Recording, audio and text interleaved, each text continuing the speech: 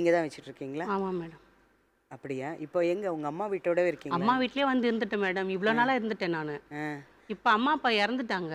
சரிங்க. சொந்தக்காரெல்லாம் பேசி எங்கள் வீட்டுக்காரர்கிட்ட சொன்னாங்க, சரி. இட்டுமா நான் பெருங்கட்டூரில் வச்சுக்கிறேன் அப்படின்னு சொன்னார். ஆ ஆனால் அவங்க காரியெல்லாம் முடிஞ்ச பிறகு நீ சோழிங்கர் வீட்டுக்கே போயிடு, ம் அப்போ தான் உனக்கு சாப்பாடுக்கு பணம் அனுப்புவேன் அப்படின்னு சொன்னார். ம் சரின்ட்டு பிள்ளைய சோழிங்கர் வீட்டில் கூட்டிகிட்டு நீங்கள் வந்துட்டீங்களா? சோழிங்கர் வீட்டில் இருந்தேன் மேடம். சரி அது எனக்கு போட்ட நகை விற்று எங்கள் அம்மா அப்பா கட்டி கொடுத்த வீடு, சரி. அந்த வீட்டில் இருக்கோம் நாங்கள். ஏன் அவர் வேற கல்யாணம் பண்ணிக்கிட்டாரா?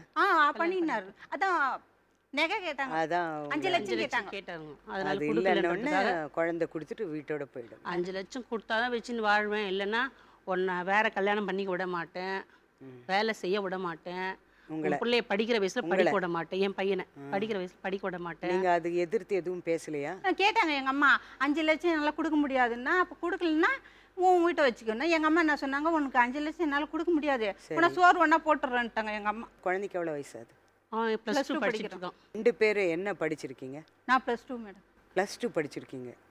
நான் MSc எங்க வீட்டுக்காரர் plus வேலைக்கு போல மேடம். அவங்க பாருங்க மேரேஜுக்கு முன்னாடி டீச்சரா மணலி ஸ்கூல்ல டீச்சரா வேலை எப்படி டீச்சிங் இதுல 10 இருந்திருக்கீங்க வருஷம் மேரேஜ் முன்னாடி ப்ரொஃபஷன்ல. எந்த பிரச்சனையும் இல்லை மேடம். இல்ல அப்படி இருக்கப்போ அவரை எப்படி விட்டீங்க? எதிர்த்து கேட்டிருக்க வேண்டியதானே?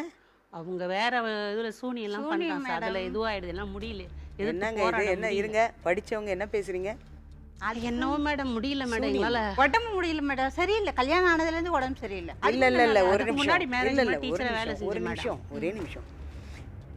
நீங்க டீச்சரா வேலை பார்த்துட்டு இருந்தீங்க, ஆமாம். அவர் வேற கல்யாணம் பண்ணிக்க போறாரு, போயிட்டாரு இல்லையா? உங்களை ஒதுக்கிட்டாரு. அப்புறம் என்ன இது சூனியம் மேட்டர் வருது? அது ஏதோ காவு கொடுப்பாங்க மேடம், உடம்பு சரியில்லாமல் ஆயிடும் மேடம். மந்திரம் பண்ணுவாங்க, அமாவாசை கிருத்திகை. எங்கள் ஃபேமிலியிலே அவள் தான் மேடம். அதனால தான் நாங்கள் எங்கள் அம்மா அப்பாவுக்கு அந்த மாதிரி ஆகிட்டு தான் உடம்பு சரியில்லாமல் சோழிங்கரில் வந்து நாங்கள் பர்மனெண்ட்டாக அங்கேயே போய் இருந்தோம் மேடம். சொந்த ஊரு மருவத்தூரில் இல்லை மேடம். எங்கள் அம்மா அப்பாவுக்கு உடம்பு சரியில்லை. நாமெல்லாம் போட்டிருப்போம் நாங்கள் நாங்கள் பெருமாள் சங்க சக்கரம் அவருடைய குழந்தைய மாறிட்டோம் மேடம். சங்கு சக்கரம் அதனால எங்கள் அக்காவுக்கு எனக்கு நாம போடாம வா அப்படின்னு சொன்னா எனக்கு கனவுல இந்த மாதிரி அதனால உங்க அக்கா உயிருக்கு கனவுல ஆபத்துன்னு வந்தது. கனவுல என்ன மாதிரி சொன்னாங்க. கனவு வந்தது? எந்த மாதிரி கனவு வந்துச்சு சொல்லுங்க, என்ன மாதிரி வந்தது? அங்க தலையில வந்து அப்படியே வீடே இடிஞ்சு என் தலையில விழற மாதிரி கனவு வந்துச்சு. வீடு இடிஞ்சு. ஆமா, வீடே இடிஞ்சு என் தலை மேல விழற மாதிரி வந்துச்சு. எனக்கு ஆபத்து, அங்க போனா உனக்கு நான் ஆபத்து வரல மாதிரி அங்க போ அப்படின்னு சொன்னாங்க. வீட்டுக்கு போங்கன்னாங்க. அப்போ கனவு வந்துச்சு, இவங்க தனியாக போக சொல்கிறாங்க. எங்களுக்கு சந்தேகம் வந்துச்சு மேடம். ஏதோ என்ன எங்கள் அப்பா கூலிப்பட வச்சு தானே சாவடிச்சாங்க.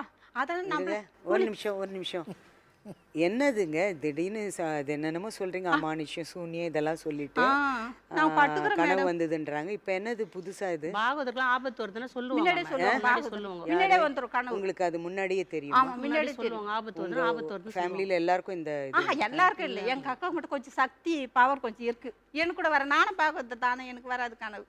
சரி. எங்கள் அம்மா கூட வர எங்கள் அக்காவுக்கு மட்டும் வரும். முன்னாடியே எதனா நடக்குதான் எப்பாச்சும் ஒரு முறை.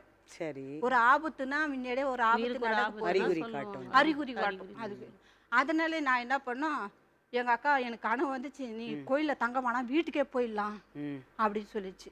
சரி நான் கோயிலில் தங்கலை. 10 மணிக்கு கோயிலில் தங்கினா பெருமாள் சோழிங்கர் கோயிலே ஊர் கோயிலில் போய் சாமி கும்பிட்டு வீட்டுக்கு போயிடலாம். திருவள்ளூரும் போத்தாலே திருத்தணி போனாங்க. திருத்தணி போனா திருவள்ளூரும் போவேனா, சோழிங்கர் போய் ஊர் கோயிலில் போய் சாமி கும்பிட்டு நம்ம வீட்டுக்கு போயிடலாம், எங்கேயும் நைட் தங்க வேண்டாம் அப்படின்னு சொல்லிட்டு நான் கூட்டின்னு போயிட்டேன். அது கனவு வந்ததுனால எங்களுக்கு என்ன எங்கள் அப்பா கூலிப்பட வச்சு சாவச்சிட்டாங்க. என்னங்க அது? எதுக்கு? ஆமாம் மேடம், கொஞ்சம் அதை தெளிவா சொல்லுங்க.